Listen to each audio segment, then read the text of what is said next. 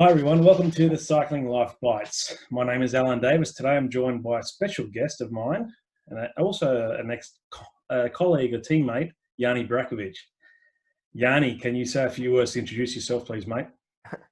Hey, I'm Jani Brajkovič. I've been cyclist for about 15 years now, professional cyclist. So that's about it. I mean, I have a family, 3 kids, and a spouse. So that's about it. Yeah, I mean, once again, mate, as always, Yanni's being very, very humble. Here's a couple of teams that Yanni has raced for in the past. Correct me if I'm wrong, mate. Discovery Channel, Astana, Radioshack, United Healthcare, Bahrain, Merida, Adria Mobil. Also, mate, you have gained some massive results at the highest level of the sport. Top 10 in the Tour de France, victories in Criterium Dauphiné, Tour of Georgia, world champion in the TT under 23 in 2004, podiums in Giro d'Italia, Volta Catalunya, just to name a few. Yeah. I mean, looking back now, I think I've had a pretty good career, but I only realized that in the past 2 years. So I think I can be satisfied. Yeah. Awesome, mate. Yeah, today is, we're going to really touch base on nutrition during this Cycling Life Bite. First of all, I'd like to take it back, mate. I'd like to, I'm interested as well, as a friend and former teammate. Tell us a little bit about your childhood and your background. What was your passions as a young Yanni? Well, young Yanni didn't do any sports. Until I was 17, I didn't know sports. And to be honest, I was really, really small, underdeveloped.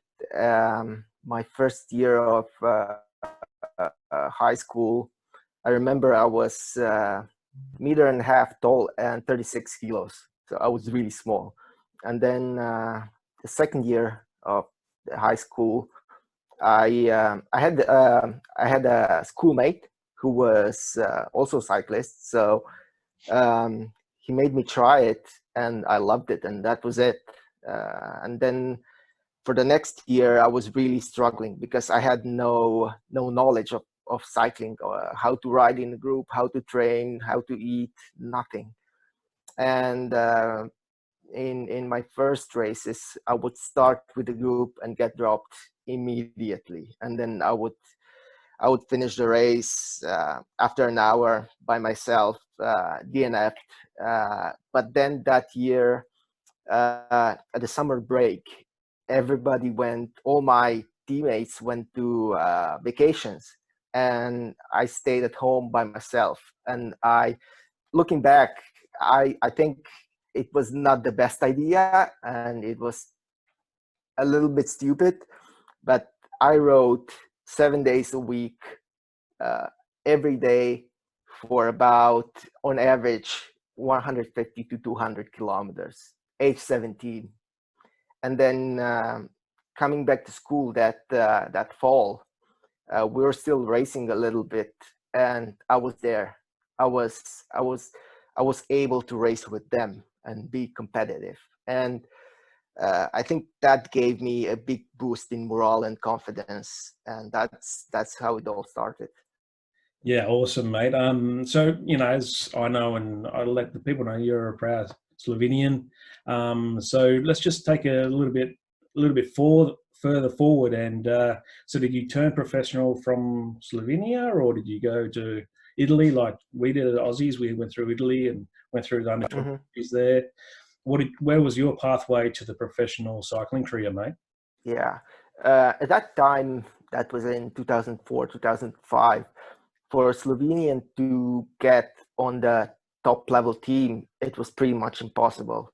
You either had to be world champion or something similar. And I was lucky enough to be a world champion back in 2004. And a month after that, Johan Brunel, at that time, it was still United Postal, he called our team director and asked if I was available.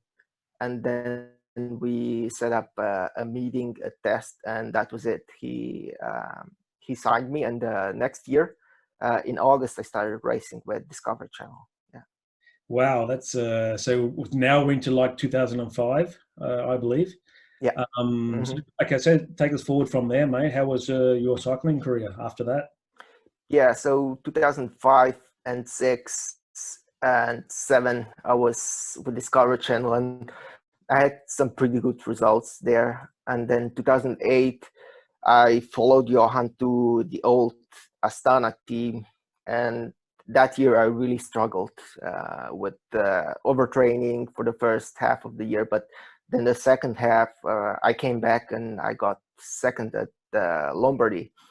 And then 2009, still Astana with Johan. And then in 2010, there was a new team with, again, Johan and Lance. So I went with Johan 2010 and 11 with Radioshack. And then I think I did a big mistake leaving Johan. And it was my fault, actually. It was just my ego thing, because we had some disagreements, and I was offended, but it was just me being an idiot. So I signed for Astana, and immediately that year, first races, I realized how big of a mistake I had done. But nevertheless, 2012, I finished 9 at the Tour, and then I had a few rough years with Astana, 13, 14. And then I signed with United Healthcare, American team. I always loved American mentality, the way they worked, their mentality, the way they communicated with each other. So I raced with them for next 2 years. And then I raced with Bahrain Merida in 2017, and that year I mean I did some mistakes in terms of relationships with the management, because I would say I'm pretty knowledgeable person, so I knew what's wrong and what's right in terms of training. And when I confronted the management with their mistakes, they didn't like it. So already in April, I knew that my contract is not going to be renewed, and that's it. And then 2018, I was back on Slovenian team, Adria Mobil, and that's pretty much it. Most of 2019, I had to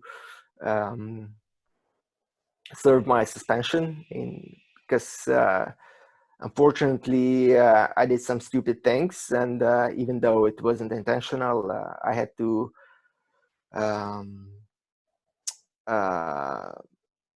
deal with it, and I was suspended for 10 months. And then this year, again, I'm racing with them, but we know what's going on, and hopefully we'll still be able to race this year.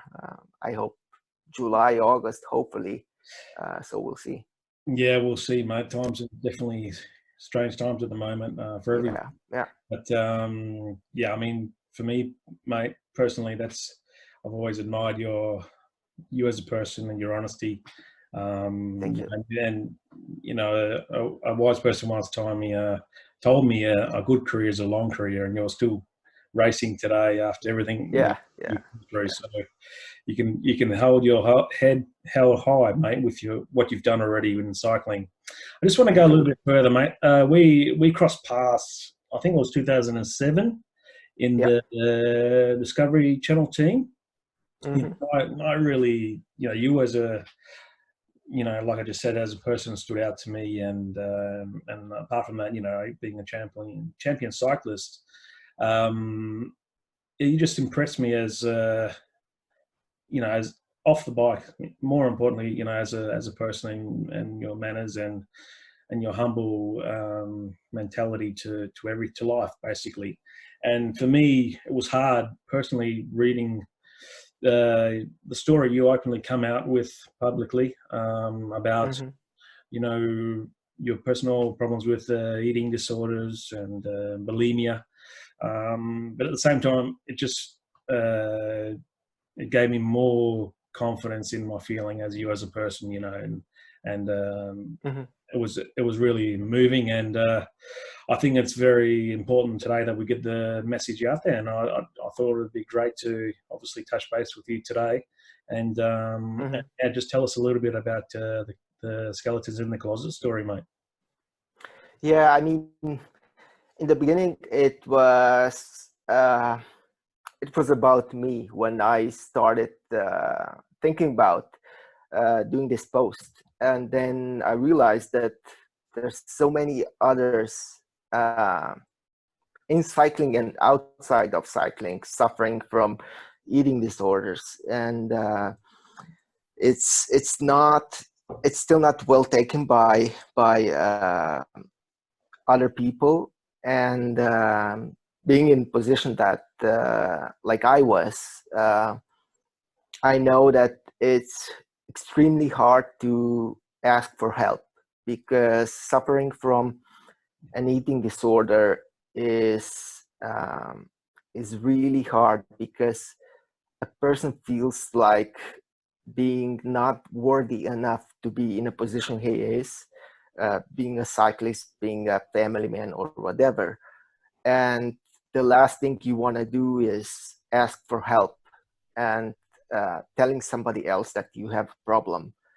And I feel that should change, because even though you're suffering from an eating disorder, you're not a bad person. And there's always something you can do about it, even if just talking to somebody. And when I talk to somebody, to people, it gave me so much relief, and I felt so much better. That's why I did that. And when I came out with that post, I felt so much better. Like hiding it for 10 years, more than 10 years, it was stuck inside of me, and I was so ashamed of it. But letting it out, yeah, I feel free. So now everybody knows who is he dealing with, and that's a great feeling. I mean, if you know who I am, you know everything about me. I have nothing to hide, and if you want to talk to me, it's great. If not, it's okay. So yeah. Yeah, I mean, that's very humble of you, mate, and thank you for sharing that. I mean, you know, I often talk to, you know, my co-host on the show, obviously Mick Rogers, a longtime friend, and you know, colleagues of ours in the peloton, the World Tour peloton. You know, and good mate and co-host Jamie Anderson as well, who's excelled in his sectors over his time in life. And definitely, I can relate to what you say about, you know, in cycling. We've spoken about it as well. Like, showing weakness is so, you know, you're not allowed. It's not like a written rule. You're not allowed to show any weakness or feelings because it affects your image or you know, your contract or whatever. It's so wrong, and it shouldn't be that way. We should be able to you know, especially teammates, and speak openly to each other about whatever's happening in life. Yeah, I mean, it's kind of an interesting thing. I mean, for me personally, mate, you know, looking back at my career, you know, I've struggled with trying to, you know, get, you know, keep my weight down throughout my whole life, you know. And, you know, how many times do you get called fat, or, you know, you need to lose so many kilos, or, you know, there's it's just happened all the time, you know, through amateurs and onto cycling. Exactly. Yeah. That mentality needs to stop. I think it's still a huge problem today in today's cycling. What do you think? Yeah, definitely. I mean, when I was on my past two teams, so Bahrain and also Astana, management, they were openly talking about this guy being fat. He doesn't know how to eat. He's fat. You have to lose weight. You're not gonna get your contract renewed. And it's nothing wrong to let a rider know that it's better if he focuses on getting healthy and losing a kilo or 2 or 5 kilos. There's a right way to tell it and the wrong way to tell it. Exactly. But they're not doing it the right way. That's definitely. And even if let's say, even if they just mention the name or the thing that you're a little bit chubbier than you were a month ago, and they don't make a big deal out of it, it sits in your mind for a long time. And I think cyclists are very sensitive to these things, probably more sensitive than any other people. Actually, all the athletes, and somebody just mentioning that you're fat or you're overweight or you should lose weight, it sits in your mind for a long time, and you start obsessing with it, and then you start changing your diet and trying to lose weight, and then you lose track with reality, and bad things start to happen. Yeah, I mean, personally, mate, I think it's looking into the peloton today, with some close, young rider friends, so to speak, or colleagues. Sometimes I get the feeling there's a bit of keeping up with the Joneses. How we've got that's what we say in Australia. It's like a fad to sort of look good in the photo rather than worry about your results. That should be the opposite way around, right? You should be concentrating on getting good results as being a exactly. And then you look good in the photo no matter what. It's kind of like I see riders basically going underweight or starving themselves or not performing because of this personal approach to their professional cycling careers, and trying to keep up with the rest of the team on the peloton. Yeah, exactly. And personally, for me, my problem was I never had a problem with weight. That was not, my problem was way deeper. But still, I wanted to get noticed by others, and that kept me motivated to be skinny all the time. Because I was so introvert, the only way I could get attention is by somebody mentioning how skinny I am. Yeah. And that's a big problem. And then you start focusing on your food, and you start training to eat, not eating to train. And I think that's still, to this day, that's the case for with most cyclists, because I also coach a few professionals, and honestly, they really, especially now, because they're at home all the time, they're not with other riders, and they have no idea how to eat. They have no idea. It's definitely an issue that needs to be taught a lot more, I believe. That's why, hence why I wanted to do this interview with you, mate. I'll just move it forward a little bit.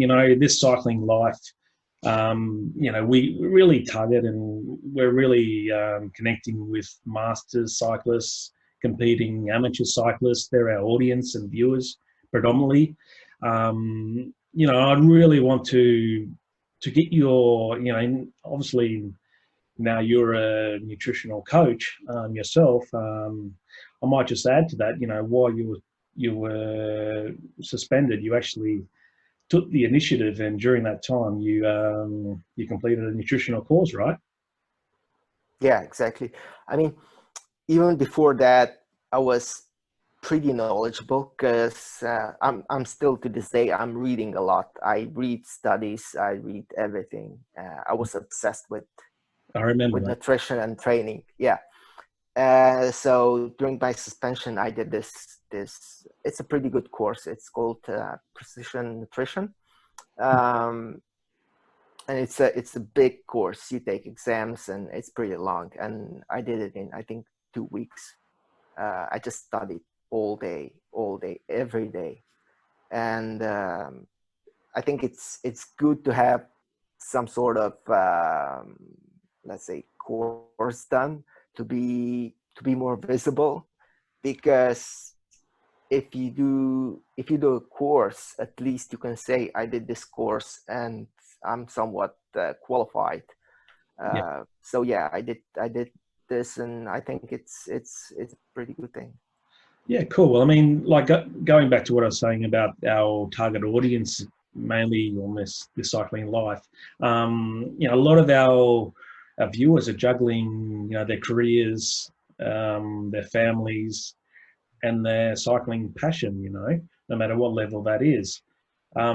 Could you give us a little bit of advice on how they should be, taking care of their diet through this, juggling these different parts of their individual lives?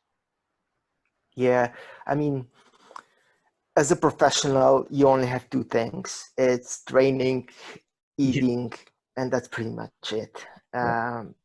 But when you deal with your work, with your family, with other stresses, with your kids, it's much harder. And this is why you have to make it simple, because simple always works. As soon as you start complicating things, it gets deeper and deeper, and it's always more complicated, and it's stressing you out, and it doesn't work. You can do it for a while, but you have to look what works in a long term. If you're on a diet and you ask yourself, can I eat this way for a year, for 2 years, forever? And if the answer is yes, that's a good diet for you. But if you cannot do it for a year, that's probably not a good diet for you, right? Yeah, that's a very good point. That's a very good advice. I mean, I think a lot of people listening, as I mentioned before, will probably find it difficult to find their optimal race weight, right? No matter what level of cyclist they are. Do you have any advice on how one knows that they're at their race weight to get optimal performance in what they're doing? Yeah.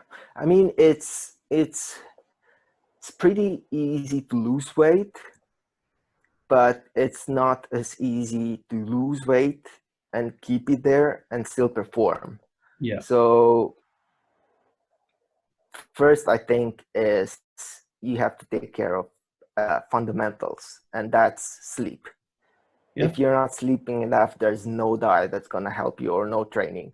So sleep is first, and then you have to manage your stress. If you're stressed all the time, that's also not going to work, because if you're stressed all the time, you're going to start eating emotionally, and bad things will start to happen.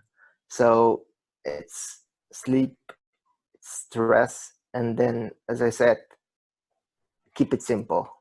See what works for you and go slow. You can lose 2 kilos a week, but that's not sustainable. And then if you go slow, you'll start feeling where that limit is, when your mood started to change, when your power numbers are starting to drop. So you have to test it for yourself, because every person is different. Every person is dealing with different stuff. So go slow and see what works for you the best. Yeah, I mean, that's very good advice. And also, you mentioned signs. Keep aware and be be looking for signs. If you do find yourself getting moody, or your hormonal swings are getting disrupted, that's a pretty good sign. As malnutrition could be involved. Also, another great sign is if your numbers are dropping. That's something that I personally can relate to, mate. Also, a big question that I get as a coach now is this new fad about meal replacement shakes. What's your opinion on the shakes, mate? Well, it depends, of course. I mean, there's nothing special about them, but if you don't have access to food at that particular point, you can take them. But I think you can get everything that's in the shake from a normal whole food diet, and there's nothing special about them, and you don't need to buy them just to say that you're using shakes because they're better than food, because they're not. Whole food always wins. Awesome, mate. And also, I just I won't take too much of your time, mate. Just to sort of wrap it up, do you have any tips for losing weight, for example? Good healthy ways to lose weight?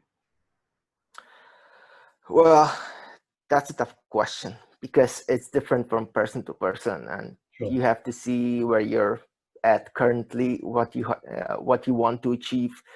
Of course, you need to go slow, and exercise is necessary. I mean, some would say that diet is the most important thing, but I think without exercise, there's no perfect health, because humans are made to move, to sleep, to eat healthy, and if you don't move, that's a big no. So go slow, and don't go to extremes. No extreme dieting, no extreme diets like ketogenic, carnivore, or whatever it's popular right now. So yeah, fantastic, mate. Yanni, it's been an absolute pleasure to chat to you again, mate. Thank you for your time. It's been, I think it's been very helpful, your tips and advice, especially nutrition for this Cycling Life Bites.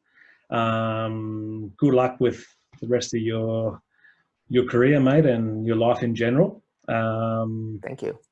Also, if you'd like to, please subscribe to our channel. If you like this video, we have plenty more content on our YouTube channel. We look forward to updating more data on there, and please stay focused and updated and tuned for more of this Cycling Life content.